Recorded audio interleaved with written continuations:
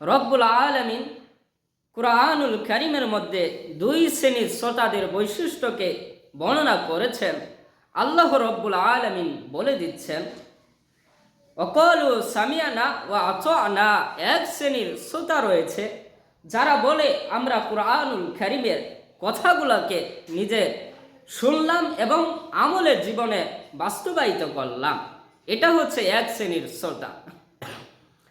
আরেক শ্রেণীর শ্রোতা রয়েছে যারা বলে ওয়াকালু সামিআনা ওয়া আসাইনা, আমরা কুরআনুল কারীমের আয়াতের আলোচনাগুলোকে শুনলাম এবং মানলাম না, নিজের জীবনের সাথে আমলে জীবনে বাস্তবায়িত করলাম না।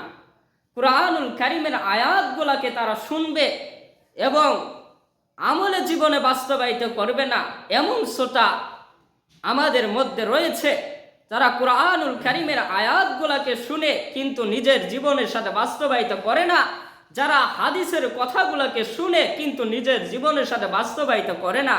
আমার প্রিয় ভাই, কুরআনুল কারীমের আয়াতগুলোকে, রসুলের হাদিসগুলোকে শুনতে হবে নিজের জীবনের সাথে বাস্তবায়িত করার জন্য। যদি নিজের জীবনের সাথে যদি আমলের জীবনে যদি এই হাদিসের কথাগুলা, এই কোরআনের কথাগুলা যদি আমরা যদি বাস্তবায়িত না করি, তাহলে কোরআন ও হাদিস আলোচনা শোনা অথবা পড়াশোনা করে কোনো লাভ নাই, কোনো ফায়দা নাই, কোনোই ফায়দা নাই। অথবা আমার প্রিয় ভাই, এটা কুরআনুল কারীমের কথা।